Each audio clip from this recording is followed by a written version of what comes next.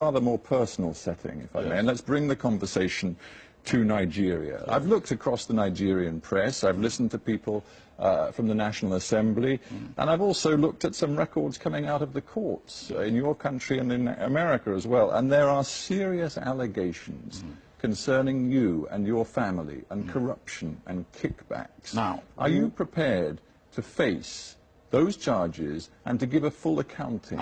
Very, very much so. Very much so. And if you have any evidence, Steve, please show it to me, and I will defend myself anywhere in the world. Well, because what you are saying is absolute nonsense, without due respect. I am the only leader in Nigeria that has been examined and reported upon by the anti-corruption bodies in Nigeria. I am the only one. When your successor took over, he described corruption in the country as endemic, and he said it was the country's elite that was responsible. Well, he is one of them. One of what? He is one of Nigeria's elite. Of course he is, and he's saying, as he takes over and looks at what is happening inside government, there is corruption to the very top. That doesn't reflect well on you. He said that. Did he mention Obasanjo?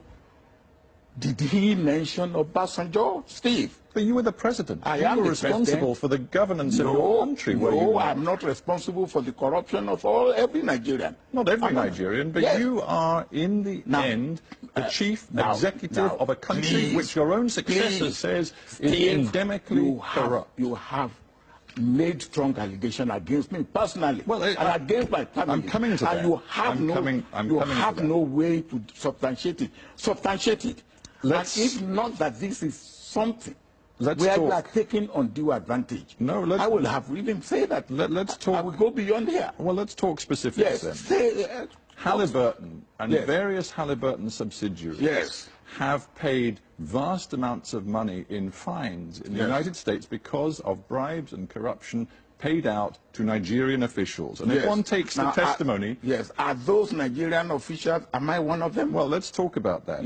Am I one of them? Albert Jack Stanley confessed last year in the United States to bribing, and this is according to a U.S. court document, quote, 3 successive holders of a top-level office in the executive branch of the Nigerian government. He negotiated with these office holders representatives regarding the amount of bribes that would be paid.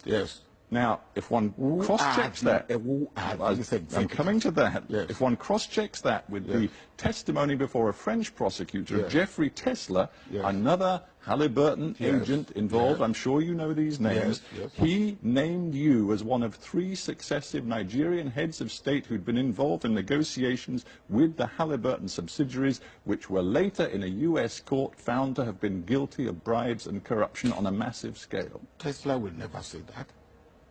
Tesla, it's in the French record. Let Tesla bring out because by the time when you say somebody is guilty of corruption, there must be the giver, there must be the taker, and there must be the evidence.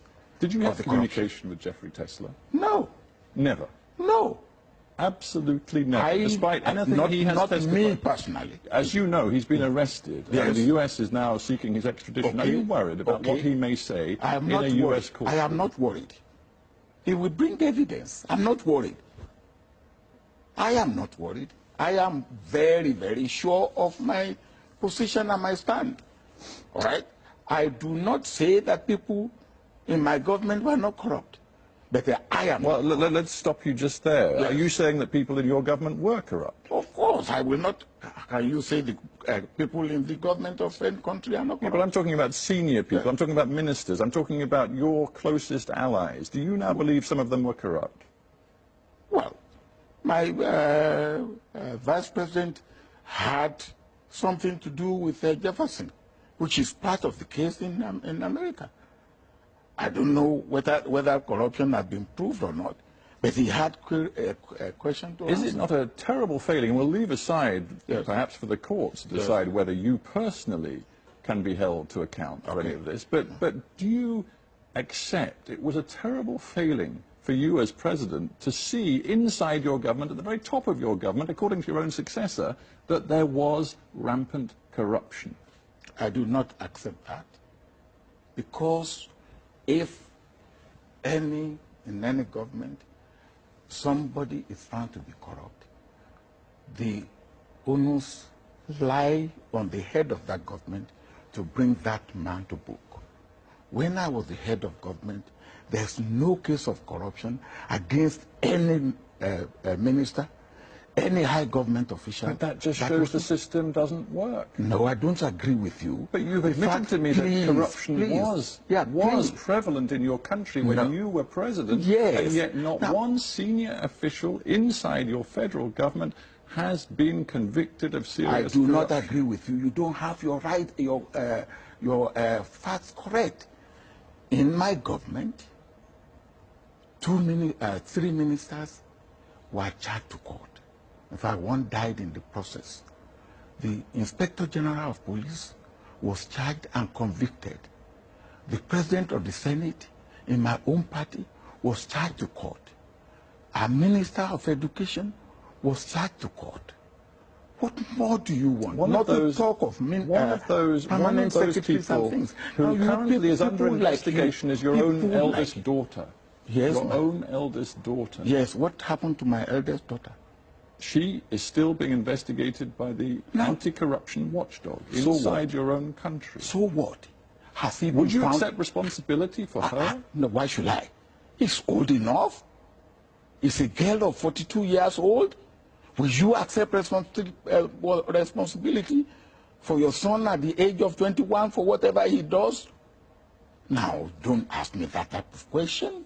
I found it very insulting, with all due respect. Now, you won't ask that type of question to a European leader? I think you'd find if a European leader, whose daughter was in a European Senate was accused of serious fraud charges, that would not reflect. That's an allegation. And anything can be alleged. You can be alleged to be a liar. And when it's investigated, if you are not a liar, that is the allegation goes. That's an allegation. And you don't work on allegation. I said it was an allegation. Yes, then when you have what I would ask you before we finish is this: Nigeria is one of the in terms of resources, richest countries in the world. I think you're number 7, number 8 in terms of oil exports in the entire potentially rich country. We are not. Well, your oil reserves are proven and they are vast, and yet, according to UN figures, something like 1/3 of your population lives in extreme poverty, and that was the case when you left office. Can you explain why that was the case? Now, we have oil, but compared with the population of Nigeria, of over 150 million, and the oil that we are getting, compared with any other country, what is the population of Saudi Arabia? We are producing today less than 1.8 million barrels of oil a day. Saudi Arabia is producing 9 million barrels. Now you cannot compare. So, or UAE or Kuwait. So when you make this comparison, make it in the right context. But would you accept that Nigeria has not utilized the opportunities and resources that it has? I don't agree with you. Nigeria has used the opportunities and resources that it had to the best of its